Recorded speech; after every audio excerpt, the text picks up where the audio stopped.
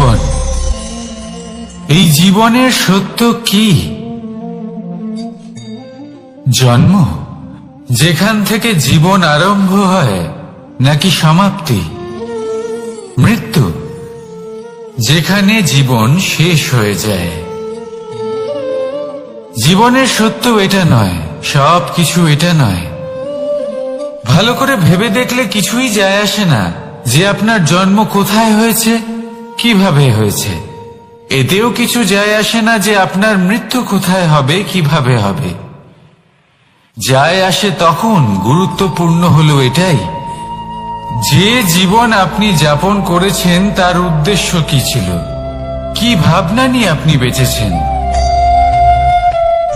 এখন যদি আপনি এমন কিছু করেন যার দ্বারা এই সংসার আপনার থেকে জীবন যাপনের প্রেরণা পেতে পারে, মৃত্যুর পরেও আপনার কর্ম দেখে তা স্মরণ করে জীবনে বাঁচতে শেখেন, তাহলে তার তাৎপর্য হলো আপনি নিজের কর্মের দ্বারা, নির্বাচনের দ্বারা অমর হয়ে গেছেন।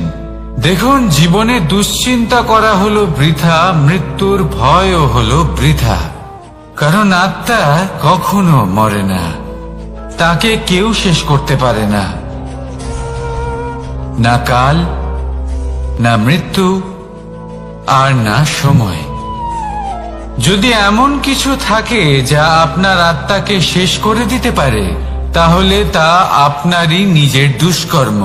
তাই এই যে জীবনকাল আপনার কাছে রয়েছে, তাতে শুধু শুভ কর্ম করুন, দুশ্চিন্তা করা ত্যাগ করুন।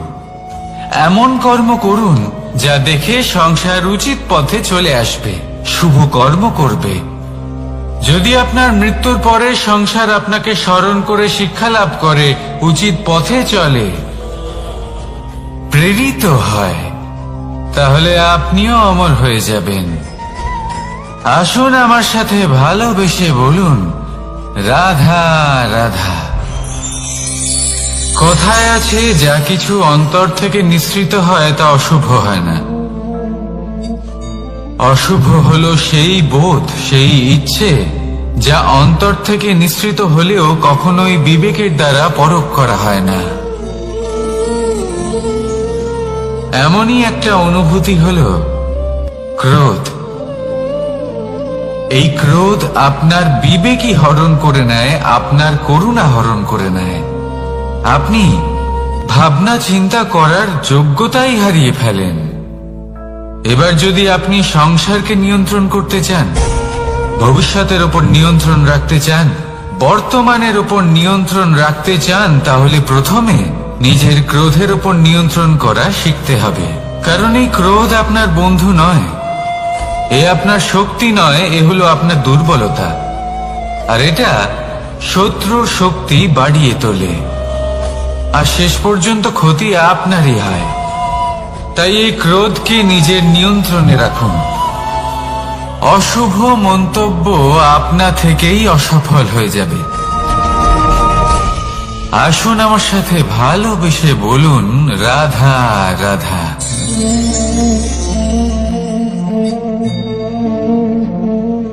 প্রশান্তি জড়িত নিদ্রা মানুষের জীবনের একটা অত্যন্ত গুরুত্বপূর্ণ সুখ এবং প্রয়োজনীয়তাও। দেখতে গেলে এই সংসারের প্রত্যেক পশু পাখি, প্রত্যেক জীব অবশ্যই নিদ্রা প্রাপ্ত করেন, কিন্তু মানুষ, যার মধ্যে বিচার বিবেচনা করার শক্তি অন্যদের থেকে অনেক বেশি, তার কিন্তু ঘুমের কিছু সমস্যা অবশ্যই হয়। কি বলেন? তাই তো। এবার এর কারণ কি? চিন্তা। এবার চিন্তা আমাদের সবার জীবনে আছে। আমরা সকলে জানি যে চিন্তা কখনো আমাদের সাহায্য করে না, তাও আমাদের জীবনে আছে। কেন? চিন্তার মাধ্যমে কি কখনো কোনো সমস্যার সমাধান হয়েছে? অর্থের চিন্তা করলে কি অর্থ লাভ হয়? ভবিষ্যতের চিন্তা করলে কি ভবিষ্যৎ ঠিক হয়ে যায়? স্বাস্থ্যের চিন্তা করলে কি স্বাস্থ্য নিজে থেকেই ঠিক হয়? হয় না। তাহলে এই সব কিছু থেকে আমাদের একটা ছোট্ট শিক্ষা অবশ্যই লাভ করা উচিত। আপনিও আপনার কাঁধ থেকে চিন্তার এই বোঝা নামিয়ে ফেলুন। আর এই সব ইচ্ছে একত্রিত হয়ে আমাদের মনে চিন্তা উৎপন্ন করে।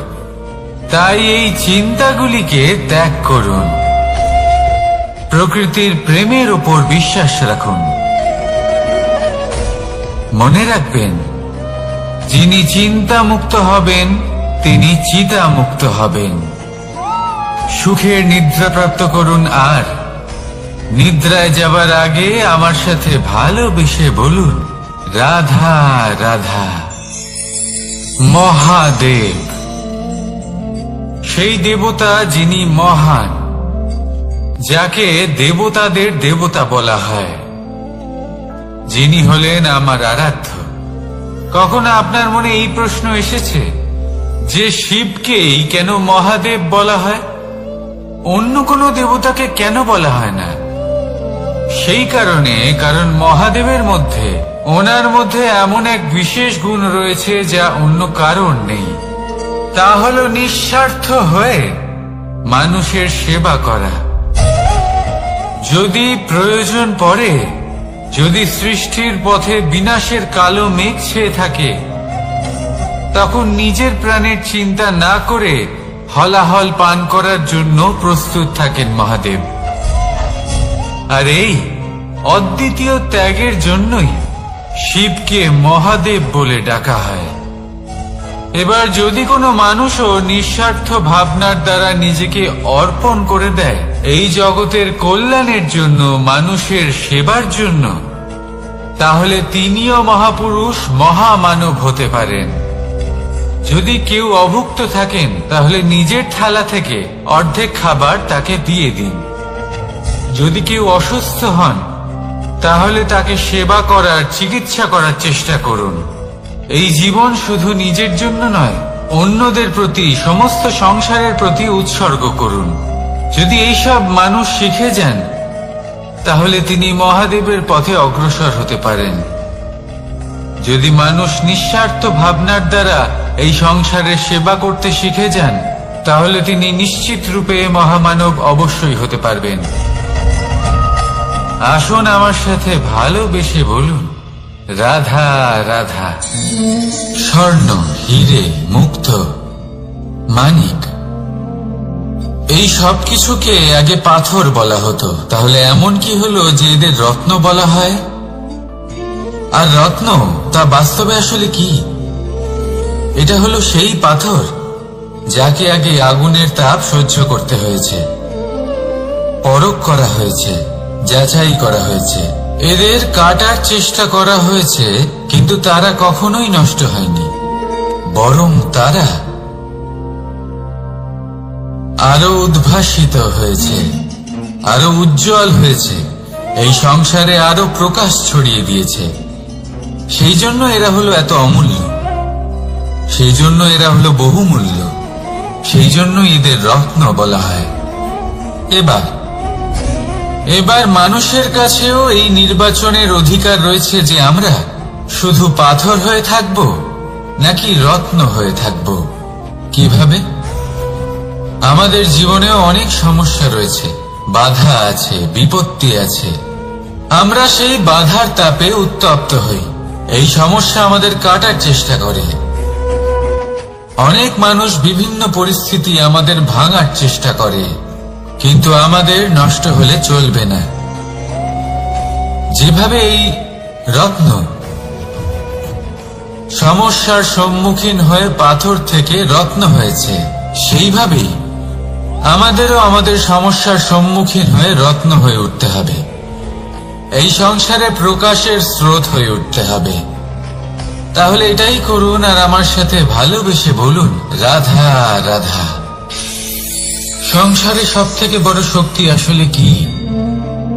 কেউ বলবেন শারীরিক শক্তি, কেউ বলবেন অস্ত্রের শক্তি, কেউ বলবেন জ্ঞানের শক্তি। ঠিক আছে, কিন্তু যদি আমি বলি সংসারের সব থেকে বড় শক্তি হলো শক্তি কোনো এক তথ্যের, আগে হ্যাঁ, তথ্য। এই তথ্য নিজেই কিন্তু খুব শক্তিশালী, অত্যন্ত শক্তিশালী অস্ত্র হলো এই তথ্য। আর সত্যি বলতে অনুচিত তথ্যের থেকে অনেক বেশি ঘাতক হলো অসম্পূর্ণ তথ্য। যেরকম আজ শাম্ব রুক্মির সাথে করেছে, ওকে অসম্পূর্ণ তথ্য দিয়েছে, তার ফলে বিনাশ হলো। যদি এইভাবেই আপনার কাছেও কোনো অসম্পূর্ণ তথ্য আসে, আর যদি আপনি তা পরখ না করে দেখেন, যাচাই না করে দেখেন, আর নিজের কর্ম করেন, তাহলে উত্থানের বদলে আপনি পতনের সম্মুখীন হবেন। বিকাশের বদলে আপনার বিনাশ হয়ে যাবে।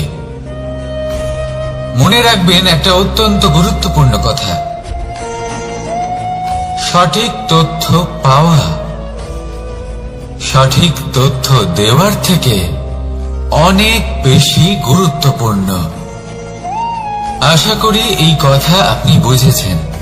জীবনে যখনই কোনো তথ্য আপনি পাবেন, সেই বিষয়ে ভেবে দেখুন, পরখ করে দেখুন, যাচাই করুন, তারপর নিজের কর্ম করুন।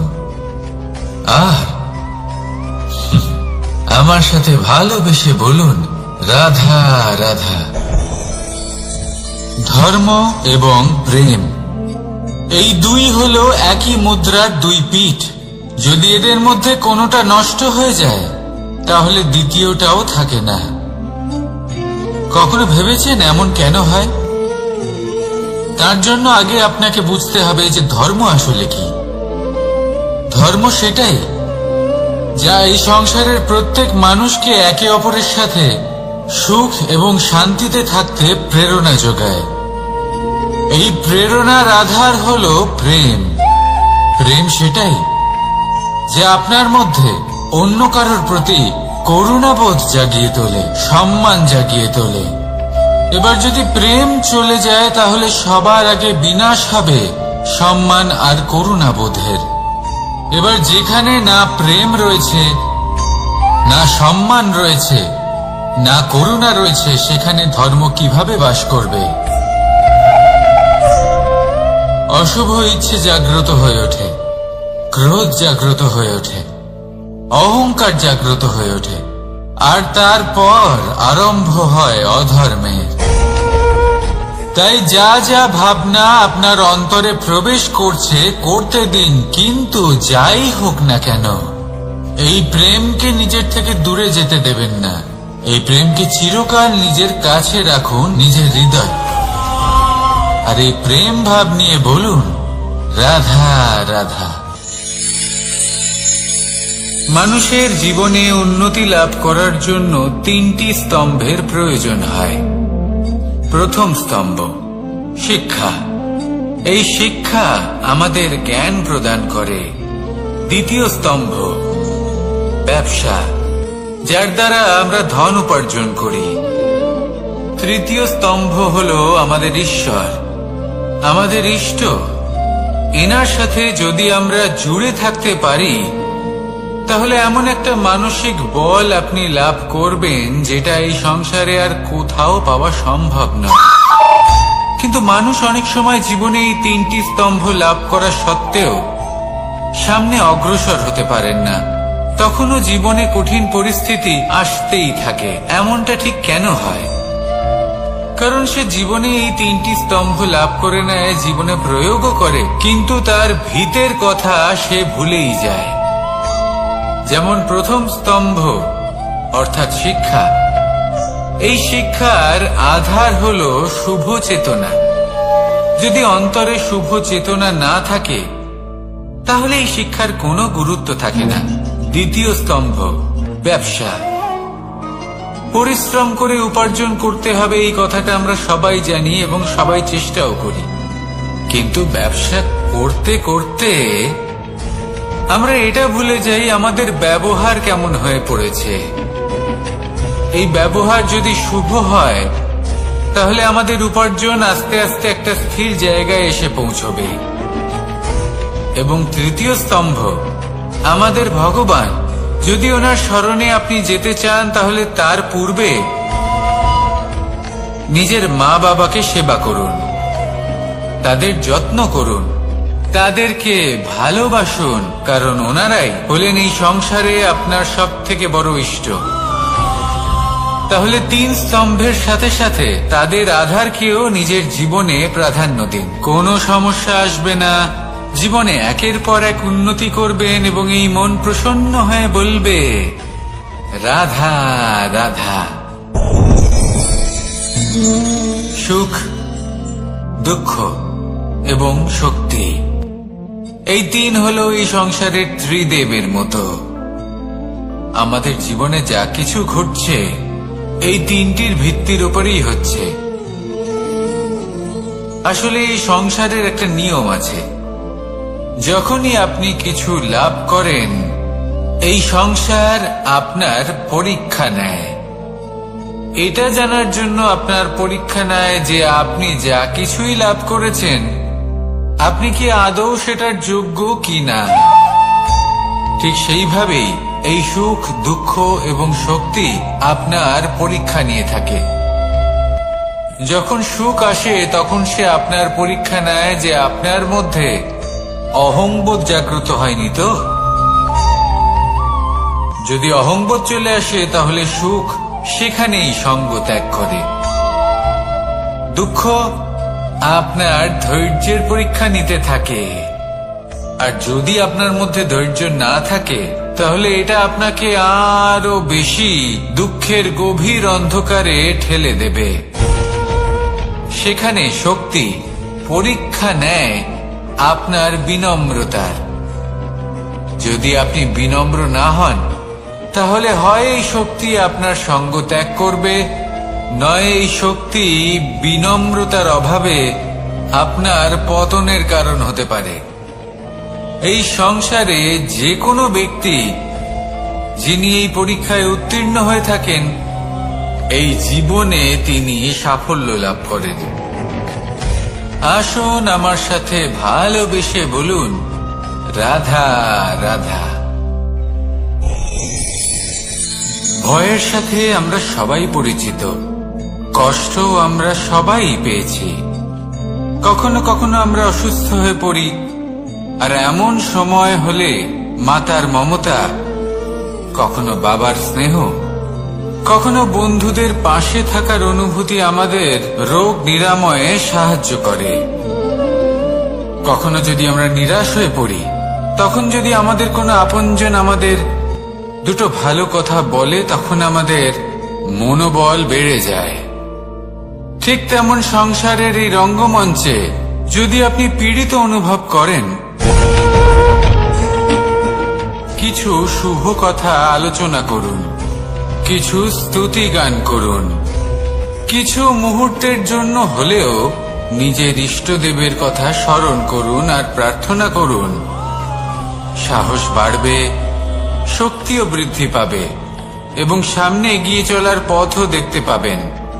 তখন এই মন প্রসন্ন হয়ে বলবে রাধা রাধা। এই সংসারে কখনো কোনো ব্যক্তিকে তার বাইরের পোশাক দেখে বিচার করার চেষ্টা করবেন না, এটা খুব বড় ভুল করবেন। যেমন আমরা জীবনে অনেক সময় এমন করি, ধরুন কোথাও একটা গাছ দেখলাম, খুব বিশাল আকারের একটা গাছ, যেটা মাটির থেকে অনেক উঁচুতে পৌঁছে গেছে, যার বিশাল শাখা আছে। সেগুলো দেখে আমরা ভাবি যে এই গাছে হয়তো কত সুস্বাদু ফল আছে, আমরা সেই গাছের পরিচর্যা করতে থাকি। আবার অন্যদিকে হলো একটি তৃণ, যেটা মাটি থেকে কিছুটা উঁচুতে পৌঁছেছে, কিন্তু সেই তৃণর নিচে, মাটির নিচে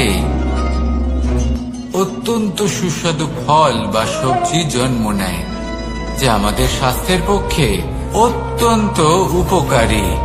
সেই জন্য কখনো আবরণ দেখে কাউকে বিচার করতে চেষ্টা করবেন না। তার বদলে এটা বোঝার চেষ্টা করুন যে আপনার সামনে যে ব্যক্তি আছে বা বস্তু আছে তার বিশেষত্ব কি।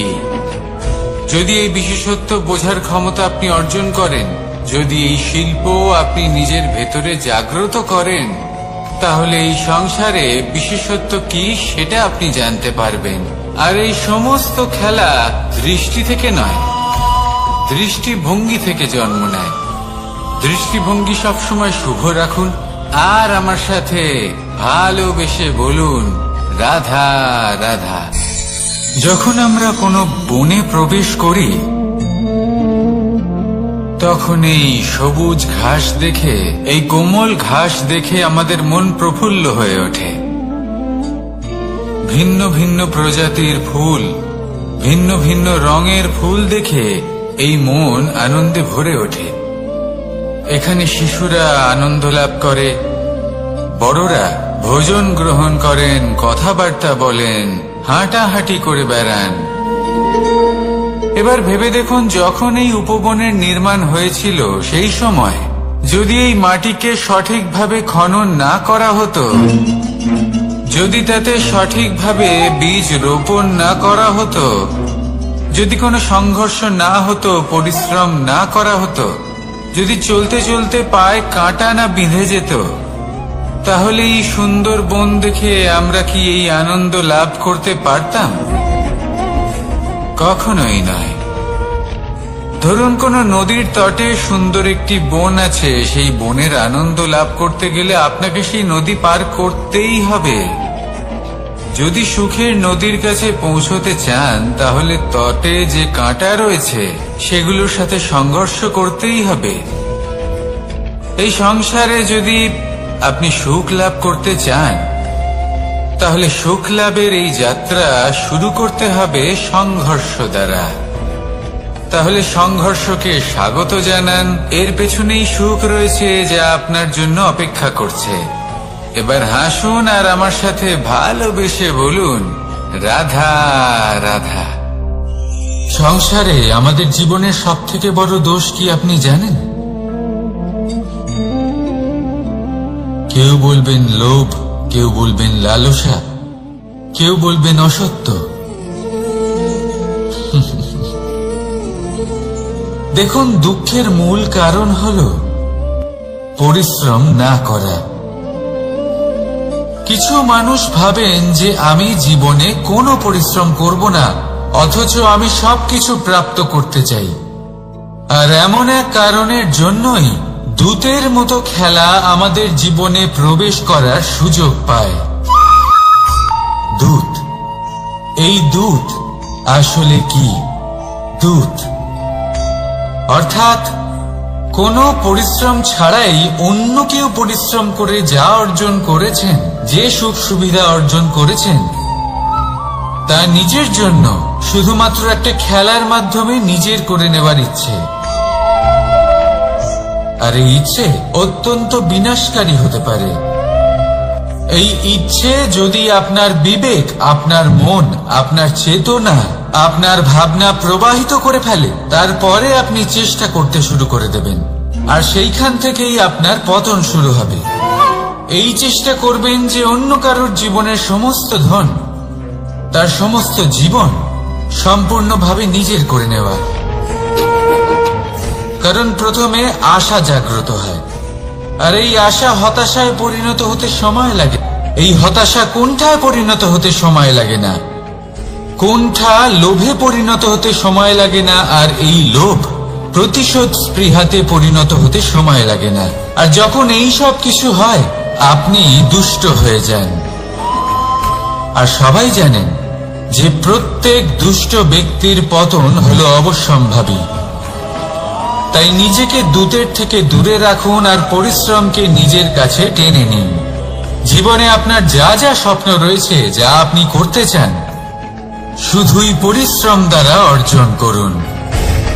তাহলে তাই করুন আর আমার সাথে ভালোবেসে বলুন রাধা রাধা। জীবনে কিছু শেখা অত্যন্ত গুরুত্বপূর্ণ। এবার কি কি শিখতে হবে, সেই সব শেখানোর জন্য অনেক শিক্ষক রয়েছেন, কিন্তু কি শিখবেন না আর কি করবেন না, এটা আমাদের নিজের অভিজ্ঞতা দিয়ে শিখতে হয়। কিন্তু তার মানে এটা নয় যে যদি আপনাকে শিখতে হয় যে আগুনের তাপ কতটা, আপনাকে আগুনের মধ্যে হাত দিতে হবে না। অন্য কারোর অভিজ্ঞতা দ্বারাও শিখতে পারেন। প্রশ্ন প্রশ্ন শুধুমাত্র একটাই যে আপনি কি শিখতে চান নাকি চান না। যদি আপনি এটাই ভাবেন যে আমি শুধুই নিজের অভিজ্ঞতা দ্বারাই শিখতে চাই, তাহলে জীবনকাল ছোট মনে হবে, অনেক কিছুই শিখতে পারবেন না।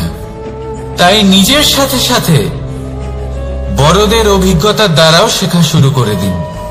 এই সংসারের অভিজ্ঞতা দ্বারা শিখতে শুরু করে দিন। আর এটা নিশ্চিত রূপে শেখা আবশ্যক যে কখন কি করবেন না, কোথায় থামতে হবে আর কোথায় থামবেন না। তাহলে আসুন আর আমার সাথে ভালোবেসে বলুন, রাধা রাধা। ভোজন। এবার ভোজন সংগ্রহ করার জন্য মানুষ কি না করেন, সব সময় চেষ্টা করতে থাকেন। ফসল উৎপাদনের জন্য অনেক পরিশ্রম করতে থাকেন, কিন্তু অনেক সময় অনেক পরিশ্রম করার পরেও ফসল ভালো উৎপাদন হয় না। এর কারণ কি? কারণ হলো এটাই যে আপনি পরিশ্রম হয়তো অনেক করেছেন, কিন্তু আপনার নজর তো সেই বীজের দিকে ছিলই না যা আপনি রোপণ করেছেন। সেই জন্য সব সময় কোনো বীজ রোপণ করার আগে তাকে পরখ করে দেখুন, তা অত্যন্ত আবশ্যক। আর সেইভাবেই যখনই কোনো কর্মের প্রশ্ন আসে, তাহলে সেখানে শুধুমাত্র পরিশ্রম যথেষ্ট নয়। সেই কাজের প্রতি আপনার কর্তব্য কি, আপনার উদ্দেশ্য কি, সেটা জানা হলো অত্যন্ত গুরুত্বপূর্ণ। তাই কর্ম করুন, কিন্তু সেই কর্মের প্রতি আপনার যা উদ্দেশ্য তার মাহাত্ম্য বুঝতে চেষ্টা করুন। তাহলে আসুন আমার সাথে ভালোবেসে বলুন, রাধা রাধা। আপনার চিন্তা করে এমন ভাবে দান করবেন যাতে সামনের ব্যক্তি স্বাধীন হতে পারে, পরাধীন নয়। আসুন আমার সাথে ভালোবেসে বলুন, রাধা রাধা। করতে শিখুন। পাণ্ডবরা বন থেকে এসেছিলেন। ওনাদের কাছে না কোনো ধন ছিল, না কোনো সম্পদ, না বিদ্যা। নিজের পরিশ্রমের দ্বারা ওনারা বিদ্যা অর্জন করেছিলেন, আর তার দ্বারাই সম্পদ অর্জন করলেন আর ধনও অর্জন করলেন। এই পাণ্ডব ছিলেন অত্যন্ত কুশল এবং শক্তিশালী। যুধিষ্ঠির নিজের পরিশ্রম দ্বারা এমন জ্ঞান অর্জন করেছিলেন যে এই সংসার ওনাকে ধর্মরাজ যুধিষ্ঠির অভিহিত করেছিল। দেখতে গেলে পাণ্ডবদের কাছে সবকিছুই ছিল, কিন্তু যখন বিষয় এলো আরো ধন লাভ করার, তখন যুধিষ্ঠির, যিনি পাণ্ডবদের মধ্যে জ্যেষ্ঠ, তিনি সকল পাণ্ডবদের সাথে দ্রুত ক্রীড়ায় অংশগ্রহণ করে ফেললেন। এর ফলে না শুধু ধনলক্ষ্মী, ধর্মলক্ষ্মী, বিবেক লক্ষ্মী কেউ হারালেন, আর শুধু তাই নয়, নিজের গৃহলক্ষ্মী দ্রৌপদীকেও হারিয়ে ফেললেন। এর কারণ কি? ভুলে গেলেন খুব সহজ একটা কথা, এই সংসারে সম্মান এবং সাফল্য দুটোই পরিশ্রমের দ্বারা লাভ করতে হয়। কিন্তু দ্রুত ক্রীড়ার এই খেলা আমাদের ভাগ্যের উপর নির্ভরশীল। এই সংসারে দুটি পথ রয়েছে। একটা পথ যেখানে কর্ম এবং পরিশ্রমের দ্বারা আপনি নিজের পথ নিজেই রচনা করতে পারবেন, আর দ্বিতীয় পথ হলো যেখানে এই ভাগ্য এক মুহূর্তে আপনাকে শিখরেও পৌঁছে দিতে পারে, আবার ধূলিসাৎ করে দিতে পারে। আপনি কোন পথ বাছবেন সেই চয়ন আপনারই। আসুন আর আমার সাথে ভালোবেসে বলুন, রাধা রাধা। কোনো এক সময়ের ঘটনা এটা। মা এবং বাবা হাটে গিয়েছিলেন, তখন আমি আর দাদা গিয়েছিলাম গরু চড়াতে। আমরা বাড়ি ফিরে এলাম, আর মা সেই সময় একটা কাজ করতেন। যখনই হাটে যেতেন দরজা তালা বন্ধ করে যেতেন। উনি খুব ভালো করে জানতেন যে যদি ওনার এই মাখন চোর সঠিক সময় পৌঁছে যায়, তাহলে এক ফোঁটাও মাখন ওনার অবশিষ্ট থাকবে না। এবার ঘটনা কিছুটা এরকম হলো যে মা আর বাবা মাঝে মাঝে হাটে যেতেন, তাই মাঝে মাঝেই দরজা তালা বন্ধ করতে হতো। যখন মা আর বাবা ফিরে এলেন, তখন বাবা ভুলে গিয়েছিলেন যে এই চাবির গোছা থেকে ঠিক কোন চাবিটা দরজার তালা খোলার জন্য উপযোগী। উনি চেষ্টা করতে শুরু করে দিলেন। একটার পর একটা চাবি দিয়ে উনি চেষ্টা করতে থাকলেন, কিন্তু সেই দরজার তালা তো খুলতেই চাইছিল না। ওনার মাথা থেকে ঘাম পড়তে শুরু করলো। তখন মা বললেন যে তালা ভেঙে দেওয়া যাক। মা চলে গেলেন। আর বাবা বললেন, না না দাঁড়াও, আর কিছু চাবি বাকি আছে, এটা হয়তো খুলতে পারবো। মা হাতুড়ি নিয়ে চলে এলেন সেই তালা ভাঙার জন্য। আর তখনই বাবা শেষ চাবিটা প্রয়োগ করলেন আর দরজার তালা খুলে গেল।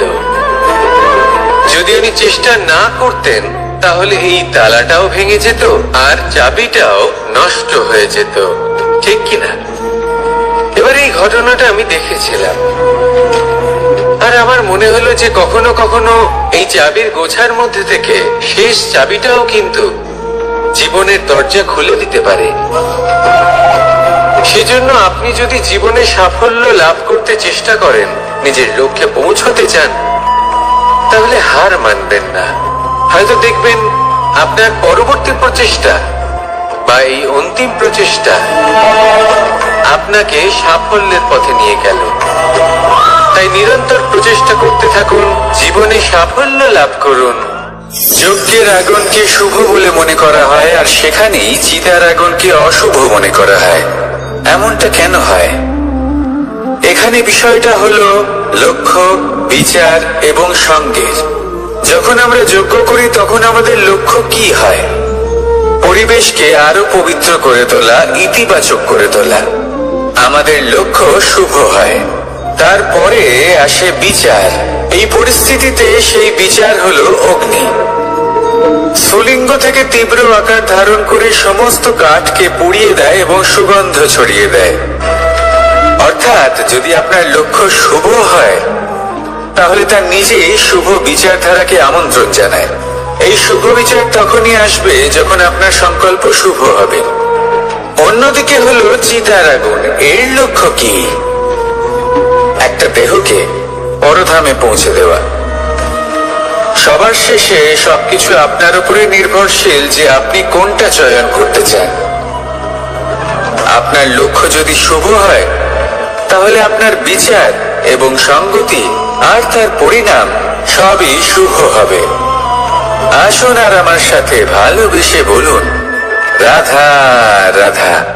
এই সংসারের প্রত্যেক বস্তুর, প্রত্যেক পরিস্থিতির, প্রত্যেক আবেগের দুটি দিক আছে। এর মধ্যে পার্থক্য করা সম্ভব শুধুমাত্র দৃষ্টিভঙ্গির দ্বারা। যদি কোনো ব্যক্তি পর্বত শিখরে দাঁড়িয়ে থাকেন তাহলে উনি এটাই দেখতে পাবেন যে এই জলের ধারা সমুদ্রের দিকে বয়ে চলেছে। আরেক ব্যক্তি যিনি সমুদ্রের কাছে দাঁড়িয়ে আছেন তার এটাই মনে হবে যে এই জলের ধারা সমুদ্রের দিকে আসছে। এখানে বিষয়টা হলো দৃষ্টিভঙ্গির, আর এটাই সময়ের সাথেও হয়ে থাকে। অনেক সময় মানুষ চিন্তিত হয়ে পড়েন, ত্রস্ত হয়ে পড়েন যে তার কাছে হয়তো খুব কম সময় আছে, তাতে তিনি অনেক কিছুই করতে পারবেন না, আর একটু সময় থাকলে খুব ভালো হতো। তিনি এভাবেও ভাবতে পারেন যে অল্প হলেও সময় বাকি তো রয়েছে, অর্থাৎ যা অবশিষ্ট আছে তাকে সংরক্ষণও করা সম্ভব, তাতে জীবন যাপনও করা সম্ভব। আর এটা নির্ভর করছে আপনার উপর। তাই দৃষ্টিভঙ্গি ইতিবাচক রাখুন। জীবনে দুই ধরনের আবেগ রয়েছে যার কোনো মূল্য নেই। আমার কথার অর্থ এটা নয় যে এদের কোনো গুরুত্ব নেই, গুরুত্ব যথেষ্টই রয়েছে, শুধু এদের জন্য আপনাকে কোনো মূল্য দিতে হয় না। প্রথম আবেগ হলো আনন্দ, প্রসন্নতা। এটা আপনি যে কোনো জায়গায় খুঁজে পেতে পারেন যদি আপনি খুঁজে পেতে চান। আপনি কোনো পুষ্পের সৌন্দর্য দেখে প্রসন্ন হতে পারেন। বায়ুর কারণে যখন একটি বৃক্ষ শিহরিত হয় সেটা দেখে আপনি প্রসন্ন হতে পারেন। একটা ছোট্ট শিশুর কলরব শুনেও আপনি প্রসন্ন হতে পারেন। একটা ক্রন্দনরত বালককে হাসিয়ে আপনি প্রসন্ন হতে পারেন। সবকিছু আপনার উপর নির্ভরশীল।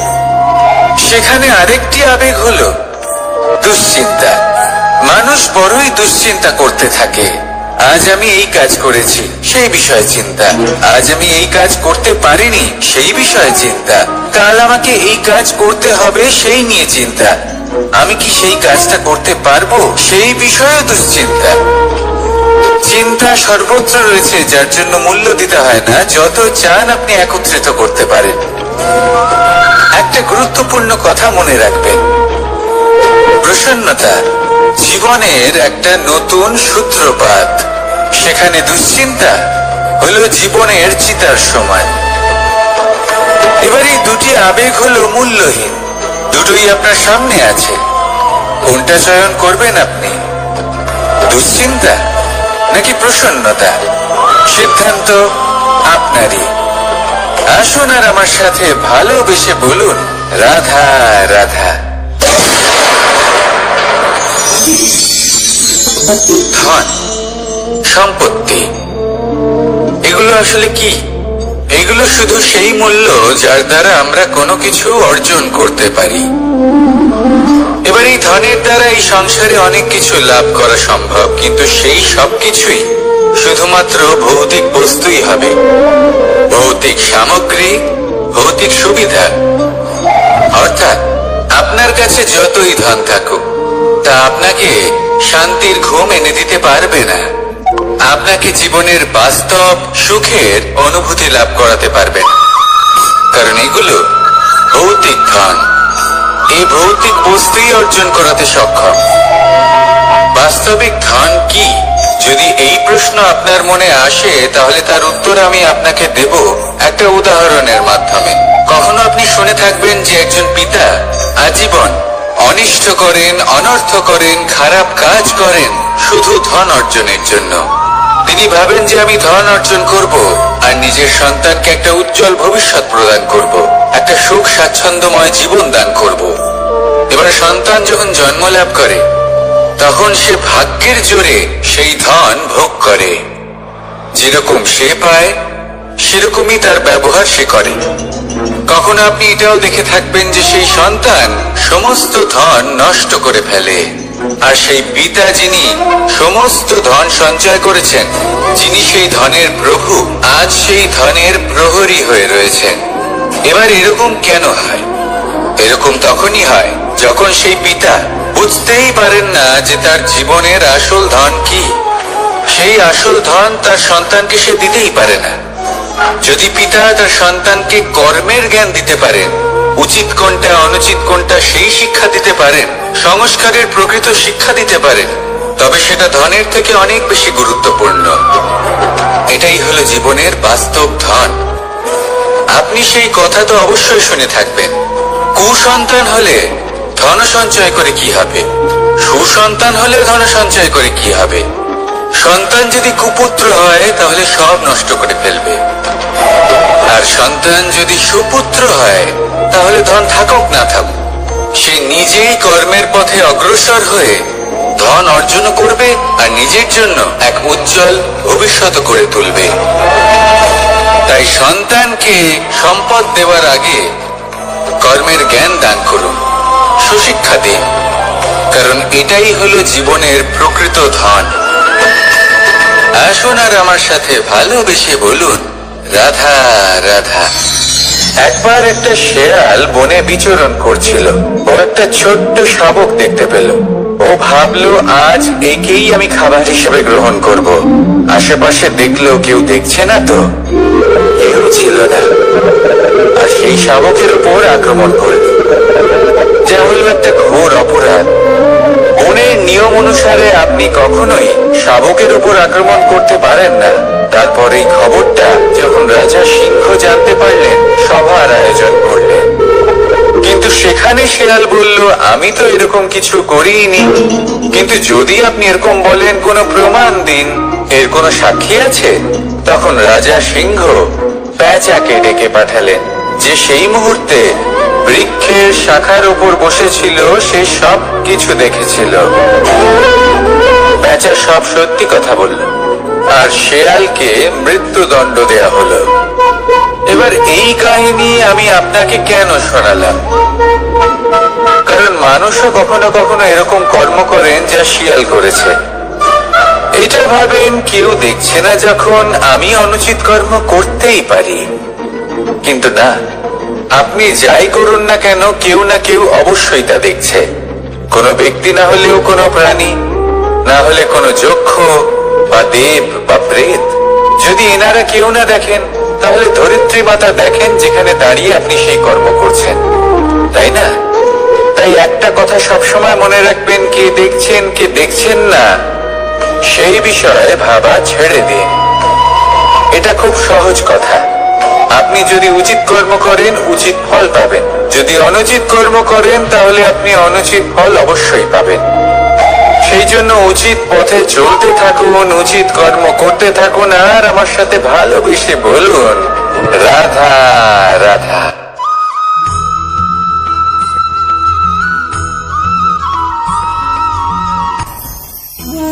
ভোজন। এবার ভোজন সংগ্রহ করার জন্য মানুষ কি না করেন, সব সময় চেষ্টা করতে থাকেন। ফসল উৎপাদনের জন্য অনেক পরিশ্রম করতে থাকেন, কিন্তু অনেক সময় অনেক পরিশ্রম করার পরেও ফসল ভালো উৎপাদন হয় না। এর কারণ কি? কারণ হলো এটাই যে আপনি পরিশ্রম হয়তো অনেক করেছেন, কিন্তু আপনার নজর তো সেই বীজের দিকে ছিলই না যা আপনি রোপণ করেছেন। সেই জন্য সব সময় কোনো বীজ রোপণ করার আগে তাকে পরখ করে দেখুন, তা অত্যন্ত আবশ্যক।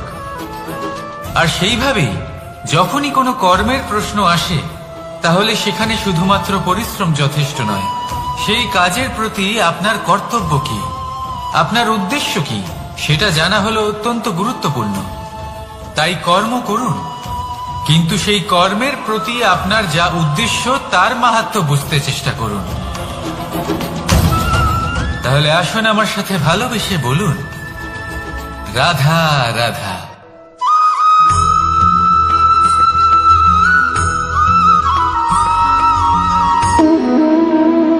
সম্পর্ক হলো আমাদের জীবনের একটি আধার। কিছু সম্পর্ক এমন যা আমরা জন্মসূত্রে লাভ করি, যেমন পরিবার, মা, বাবা। কিছু সম্পর্ক আছে যা আমরা জীবনে অর্জন করে থাকি, তা সে প্রেমের হোক, স্নেহের হোক বা বন্ধুত্বের। এই সকল সম্পর্ক লাভ করার বা গড়ে তোলার 5টি ধাপ রয়েছে। প্রথম ধাপ, কোনো ব্যক্তির সাথে আলাপ হওয়া, তার সাথে কথা বলা বা তাকে দেখা। দ্বিতীয় ধাপ, সে ব্যক্তিকে আমাদের ভালো লাগা। তৃতীয় ধাপ, আমাদের এটা চাইতে শুরু করা যে জীবনে এই ব্যক্তি যেন আমাদের বন্ধু হন, আমাদের জীবনে থাকেন, বা আমাদের কাউকে ভালোবেসে ফেলা। আর এটা আমাদের ভাবা বা চাওয়া যে সেই ব্যক্তি যেন আজীবন আমার সাথে থাকেন, আমার জীবনে আমার সাথী হয়ে। চতুর্থ ধাপ, লাভ করা। এবার এই ধাপটি অনেক মানুষের পক্ষেই খুবই সরল হয়, বড়ই সরল ভাবে নিজেদের সঙ্গীকে লাভ করে থাকে। কিছু মানুষের জন্য এই ধাপ অত্যন্ত কঠিন হয়ে থাকে। অনেক প্রতিকূল পরিস্থিতির উপর জয়লাভ করে তারা সঙ্গীকে লাভ করেন, কিন্তু লাভ অবশ্যই করেন। এরপরে আসে পঞ্চম, অন্তিম এবং সব থেকে গুরুত্বপূর্ণ ধাপ। সেটা হলো সেই সম্পর্ক পালন করা। এটা হলো এমন এক বিষয় যা প্রত্যেক মানুষের শেখা উচিত। যদি ব্যক্তি নিজের জীবনে সম্পর্ক রক্ষা করতে শিখে যান, তবে প্রত্যেক সম্পর্ক তার জীবনকে স্বর্গ করে তুলবে। আসুন আর আমার সাথে ভালোবেসে বলুন, রাধা রাধা।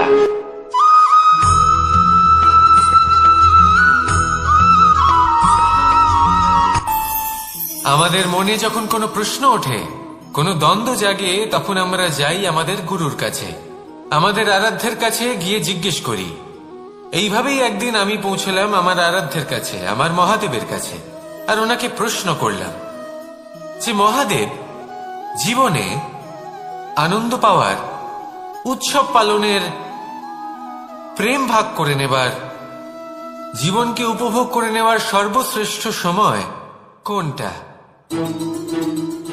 মহাদেব হাসলেন আর উনি বললেন, জীবনে উৎসব পালনের সব থেকে শ্রেষ্ঠ দিন হল মৃত্যুর ঠিক আগের দিনটা। প্রেম ভাগ করে নেওয়ার সব থেকে শ্রেষ্ঠ মুহূর্ত হল মৃত্যুর ঠিক আগের মুহূর্ত। জীবনকে উপভোগ করে নেওয়ার সর্বশ্রেষ্ঠ প্রহর হল মৃত্যুর এক প্রহর পূর্বে। তখন আমি চমকে গেলাম। আমি বললাম, কিন্তু মহাদেব, মৃত্যু তো অনিশ্চিত, আমরা জানিও না কবে আমাদের মৃত্যু হবে। মহাদেব আবার হাসলেন। উনি বললেন যে যদি আমরা এভাবে জীবন কাটাই যে আমরা জীবনের প্রত্যেক দিন, প্রত্যেক মুহূর্ত, প্রত্যেক প্রহর শেষ বলে মনে করি, তাহলে আমাদের সমস্ত জীবন আনন্দের সাথেই অতিবাহিত হবে। কি বলেন?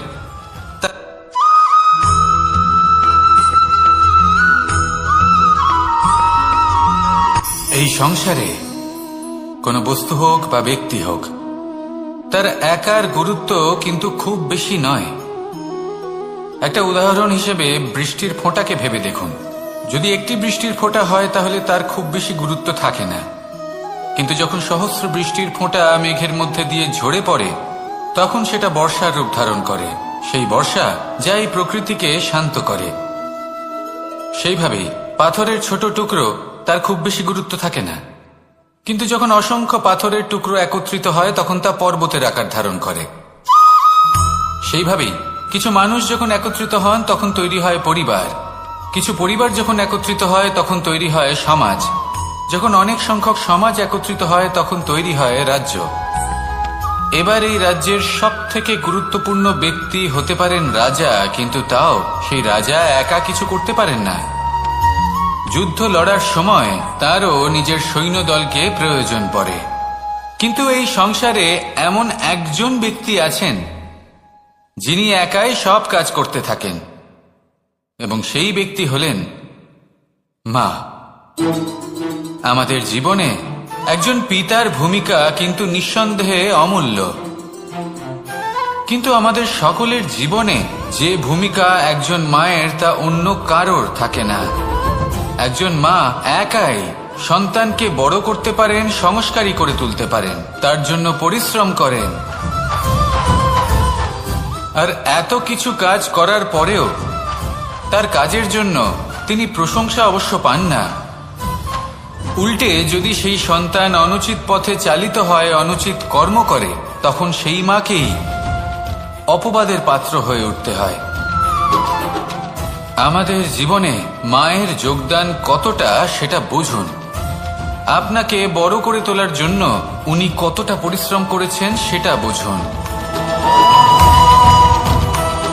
আজ থেকে, এখন থেকে, এই মুহূর্ত থেকে মাকে সম্মান করতে শিখুন।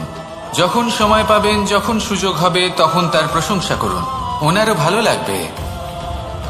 আর মায়ের এই মমতার জন্য, তার এই ভূমিকার জন্য আসুন সবাই মিলে আমরা তাকে প্রণাম করি, আর সকলে মিলে ভালোবেসে বলি, রাধা রাধা।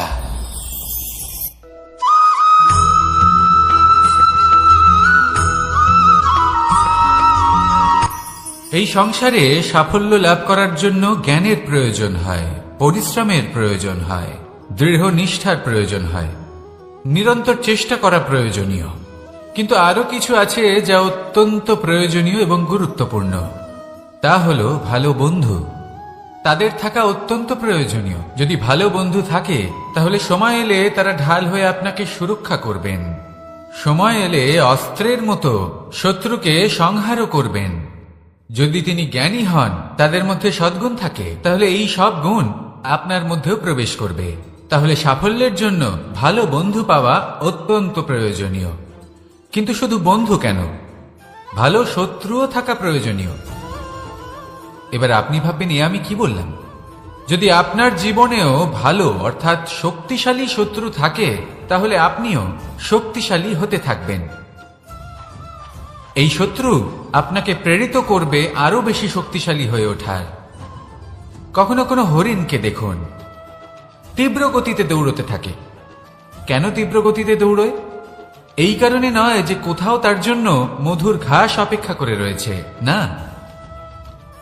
সে এই কারণে তীব্র গতিতে দৌড়য়, কারণ সেটা না করলে তার পেছনে একটি সিংহ আছে যে ওকে নিজের ভোজন করে ফেলবে। তাই জীবনে বিপদ, সংকট এই সবকিছুও হলো অত্যন্ত গুরুত্বপূর্ণ। তার সম্মুখীন হতে শিখুন আর আমার সাথে ভালোবেসে বলুন, রাধা রাধা।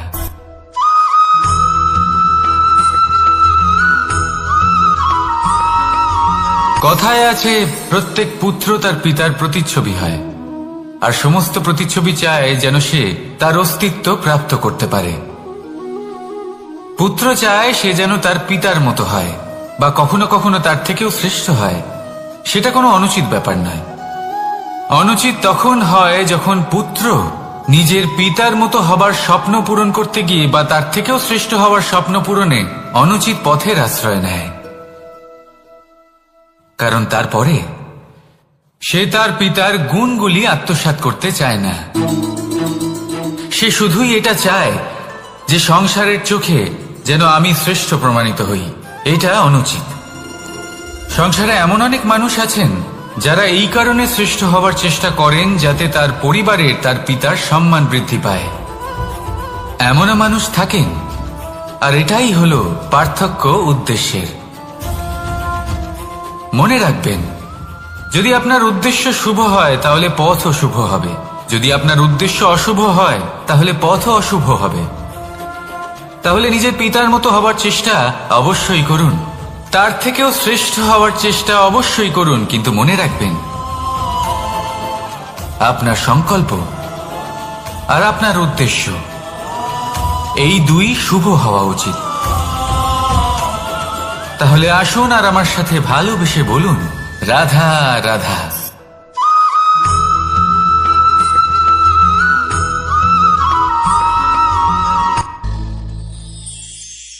শিশিরের বিন্দু পাতার ওপর পড়ে আর তার গায়ে লেগে থাকে।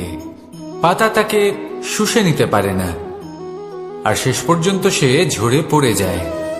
অন্যদিকে রয়েছে মেঘ এবং চাতক। এদের মধ্যে অনেক দূরত্ব থাকে। মেঘ থাকে আকাশে আর চাতক থাকে ধরিত্রীতে। কিন্তু যখন এই মেঘ থেকে বৃষ্টি ঝরে পড়ে, এই চাতক কিন্তু সেই জলই পান করে, নয়তো সে তৃষ্ণার্ত থেকে যায়। এবার অন্যদিকে দেখলাম শিশির বিন্দু আর পাতার এই সম্পর্ক।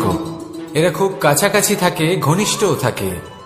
অন্যদিকে রয়েছে মেঘ এবং চাতকের সম্পর্ক, যাদের মধ্যে অনেক দূরত্ব থাকা সত্ত্বেও তারা খুব ঘনিষ্ঠ, তাই না? এই সারমর্ম খুব সরল। এই নৈকট্য, এই দূরত্ব, তা আপনার সম্পর্কে প্রভাব কিছুতেই ফেলতে পারে না। এই নৈকট্য, এই দূরত্ব, এসব হলো শুধুমাত্র মনের ব্যাপার। কখনো আপনি অনুভব করেছেন আপনি কারোর থেকে অনেক অনেক দূরে আছেন, অনেক দূরে আছেন, তাও সেই ব্যক্তির প্রতি আপনি টান অনুভব করেন। সেখানে আপনি কারোর সাথে প্রত্যেক দিন অতিবাহিত করেন, সমস্ত জীবন অতিবাহিত করেন, সব থেকে বেশি সময় তার সাথে অতিবাহিত করেন, তাও তার প্রতি সেই টান অনুভব করেন না। এই সংকেত হলো মনের দূরত্বের। তাহলে মনের এই দূরত্ব দূর করুন আর আমার সাথে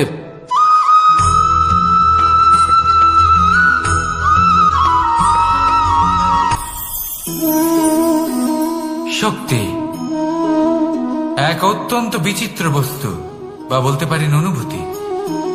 পিতা সবসময় চান যেন তিনি তার শক্তি পুত্রকে। আসুন আপনাকে সহজে বোঝাই।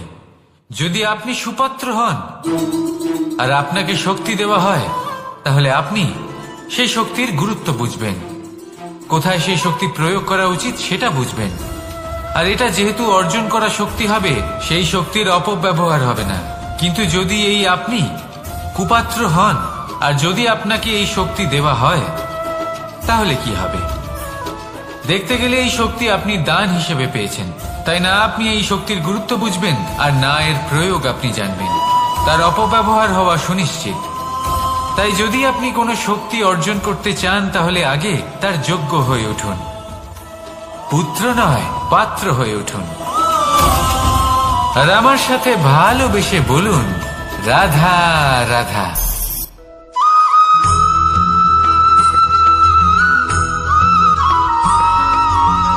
ভালো শুধু ওনাদের কঠোর ব্যবহার দেখলে আমরা একটু ভয় পেয়ে যাই।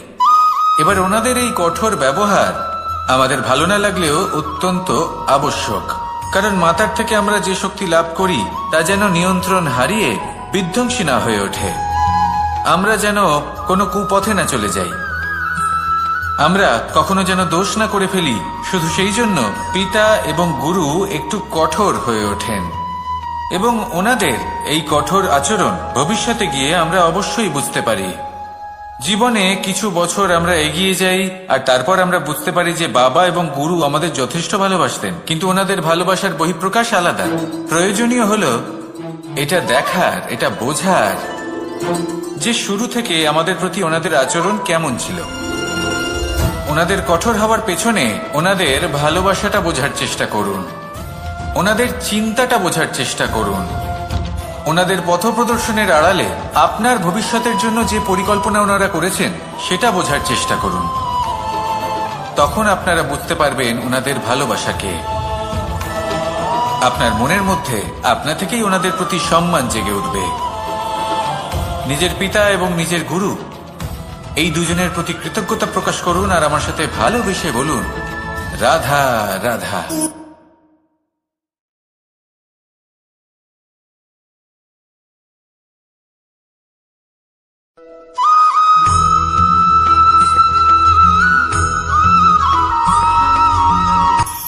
কখনো কোনো বাগানের কোনো বৃক্ষকে দেখেছেন যেখানে সুগন্ধি ফুল থাকে, রসালো ফল থাকে? তখন মন প্রফুল্ল হয়ে ওঠে, মন থেকে সেই বৃক্ষের প্রতি ভালোবাসা জন্মায়। কিন্তু যিনি বাগানের মালিক শুধুমাত্র তিনিই জানেন যে কিভাবে এই বৃক্ষকে আগলে রাখতে হয়, কিভাবে তার পরিচর্যা করলে এতে সুন্দর সুগন্ধি ফুল হবে, রসালো ফল হবে। কখনো কখনো প্রয়োজনের থেকে বেশি রোদ পেলে এই বৃক্ষগুলি শুকিয়ে যায়, প্রয়োজনের থেকে কম রোদ পেলেও এই বৃক্ষ কিন্তু শুকিয়ে যায়।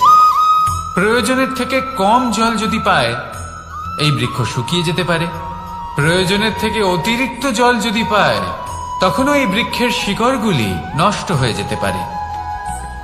এবার এটাই কিন্তু আমাদের সংসারের সাথেও হয়। আমাদের সংসারের সকল প্রতিভাশালী ব্যক্তি, যেমন লেখক, বিচারক, প্রবক্তা, যোদ্ধা, এদের সবার ক্ষেত্রে এই কথাটাই প্রযোজ্য। যদি বেশি প্রশংসা করা হয় তাহলেও এরা হারিয়ে যাবেন, প্রয়োজনের থেকে বেশি যদি নিন্দা করা হয় তখনও তারা নত হয়ে পড়বেন।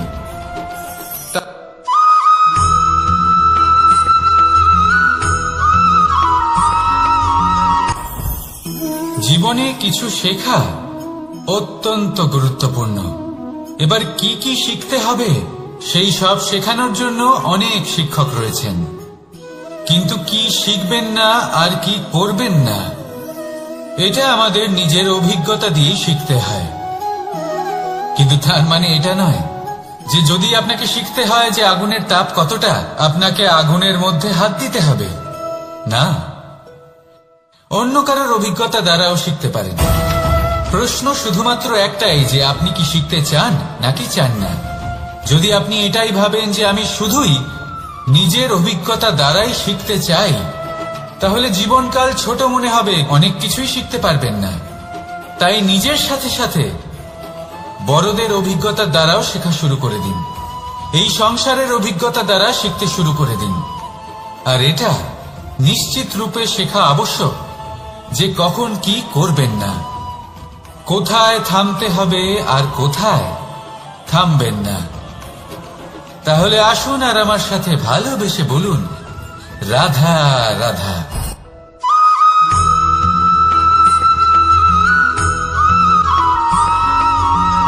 এই সংসারে সব থেকে বেশি কোমল বস্তু হলো রেশম। এই রেশম এতটাই কোমল হয় যে এর পুরো একটা থান শুধুমাত্র একটা হাতে ধরা সম্ভব। কখনো ভেবে দেখেছেন এই রেশম কিভাবে হয়? একটি কীট তার লালার দ্বারা উৎপন্ন হয়। এই কীট সেই রেশমকে পাক দিতে থাকে, পাক দিতেই থাকে, দিতেই থাকে, আর আস্তে আস্তে তার মধ্যেই জড়িয়ে পড়ে। শেষে ওর এই সুন্দর অমূল্য সৃষ্টি রেশমের এই সুতো, তার নির্মাণ কার্য পূর্ণ হয়। কিন্তু তাতেই ও নিজে বন্দী হয়ে যায়। নিজেরই মায়াজালের এই বন্দী গৃহে নিজেই ফেঁসে যায়। এবার এই সুতোকে ব্যবহারযোগ্য করে তোলার জন্য এই কীটগুলিকে এই কবচের সাথেই ফুটন্ত জলে ফেলে দেওয়া হয়। এই সংসারে যদি আমাদের স্বপ্ন এই সংসারের দুঃখ হরণ করার জন্য, এই সংসারে সুখ বিতরণ করার জন্য হয়, তবেই আমাদের প্রগতি সম্ভব। যদি আমাদের এই স্বপ্ন শুধুই আমাদের এবং আমাদের স্বার্থ সিদ্ধির জন্য হয়, তাহলে এই স্বপ্ন আমাদের অন্ধ করে দেবে, আমাদের অন্ধকারের পথে নিয়ে যাবে, আর আমরাও সেই কীটের মতো হয়ে যাব। নিজেদেরই মায়াজালে আমরা নিজেই ফেঁসে যাব, আর শেষে আমরা যদি কিছু লাভ করি তা হবে একাকিত্ব, অন্ধকারময় মৃত্যু। তাই স্বপ্ন অবশ্যই দেখুন, কিন্তু এমন ভাবে স্বপ্ন দেখবেন না যে তার এই বন্দিগৃহে আপনি নিজেই ফেঁসে গেলেন। স্বপ্ন দেখুন পরোপকারে।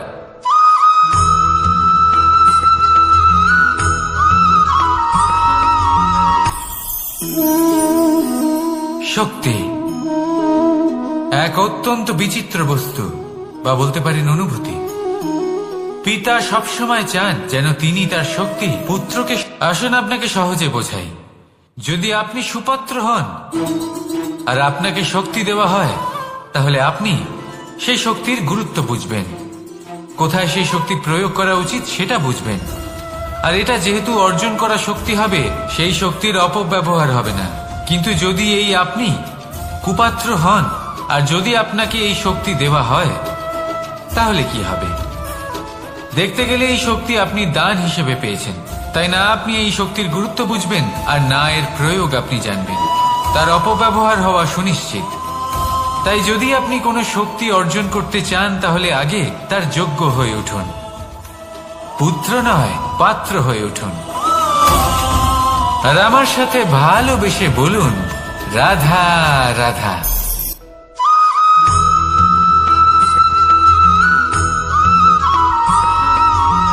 এই সংসারে প্রত্যেক মানুষ এটাই চান যে তিনি যেন ধনবান হন, আর্থিক অবস্থা তার ভালো থাকে, ওনার বাড়িতে লক্ষ্মীর আগমন হয়।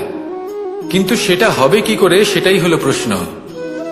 কেউ বলেন যে যদি পরিশ্রম করো তাহলে ধন অর্জন সম্ভব, কেউ বলেন যে যদি বিদ্যা লাভ হয় তবেই ধন অর্জন সম্ভব, কেউ বলেন যে যদি বলশালী হও তবেই সম্পন্ন থাকবে। ভালো কথা, যদি তাই হয়ে থাকে, তবে দিনমজুর সারা দিন পরিশ্রম করেন, তিনি কেন ধনী হন না? অনেকজন বিদ্বান মানুষ আছেন এই সংসারে, তারা কেন ধনবান হন না? অনেক সংখ্যক বলশালী ব্যক্তি আছেন, তাদের কাছে ধন নেই কেন? তাদের কেন ধনের অভাব হয়? আবার এমনও কিছু মানুষ আছেন যারা পরিশ্রম করেন, তারা দিনমজুর, কিন্তু তারা ধন অর্জন করতে পারেন। কিছু বিদ্বান ব্যক্তি আছেন যাদের কাছে অধিক মাত্রায় ধন রয়েছে। কয়েকজন বলশালী ব্যক্তি রয়েছেন যাদের কাছে